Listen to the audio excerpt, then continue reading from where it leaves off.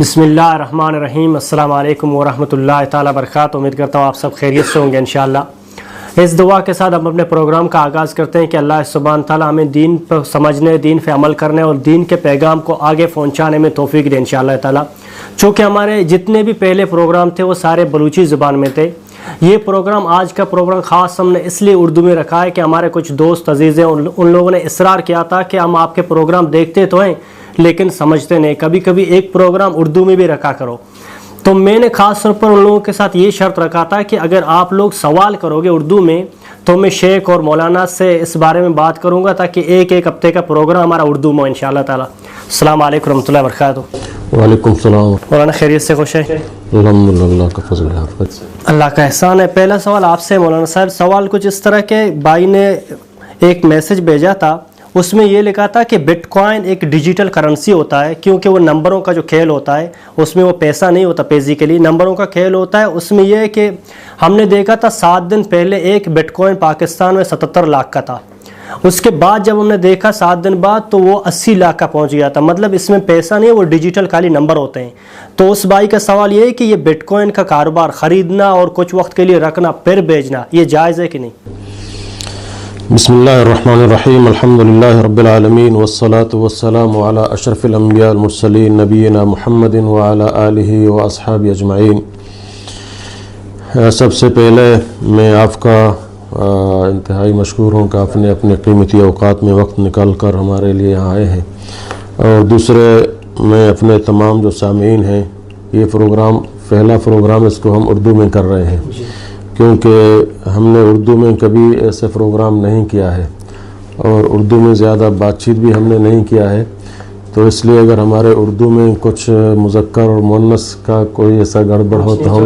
اونچ نیچ ہو جائے تو ہم اپنے سامعین سے معذرت چاہتے ہیں کہ ہمارا اصل زبان بلوچی ہے،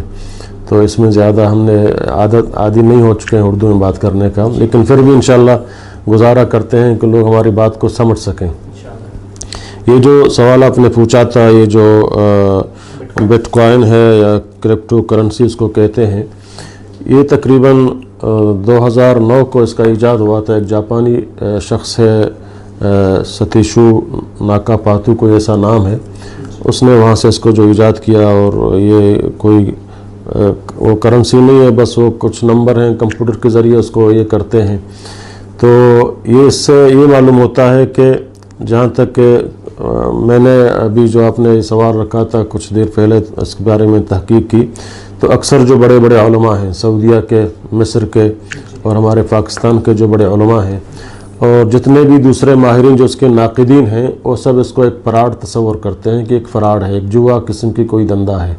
اس میں کئی لوگوں کے سرمایہ بھی ڈوب جاتے ہیں، اور یہ ایک ایسا کاروبار ہے کہ عام غریب کی دسترس سے تو یہ بالکل دور ہے۔ تو لہٰذا جس چیز میں بھی فراڈ کا کوئی شبہ ہو اور وہ مکمل کوئی کرنسی نہیں ہے،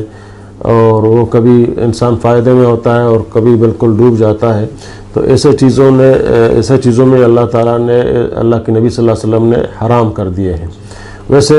اللہ کے نبی صلی اللہ علیہ وسلم کا فرمان ہے کہ الحرام بین الحلال بین والحرام بین،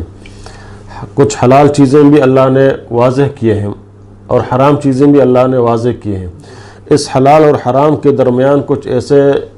امور ہیں یا کچھ ایسے کام ہیں جو مشتبہ ہیں،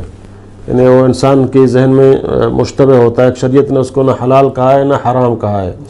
اگر کچھ ایسے چیز ہیں کہ جو حلال چیزوں سے زیادہ قریب ہیں تو انسان اس کو حلال کہتا ہے، کچھ ایسے چیزیں ہیں جو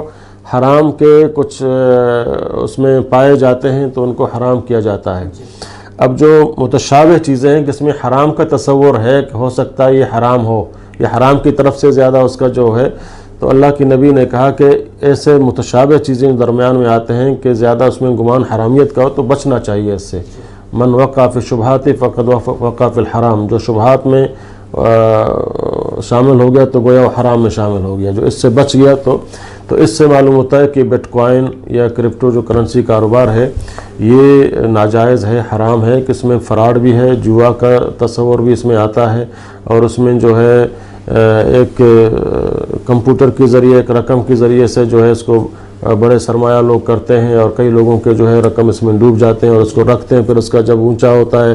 تو ابھی تقریباً 18 لاکھ تک پتہ نہیں کتنے تک اس کا پہنچ چکا ہے. تو بہرحال جو ہمارے جید علماء کرام سعودیہ کے جو شیخ سلیمان رحیلی صاحب ہیں، ایک بہت بڑا فقیہ عالم ہے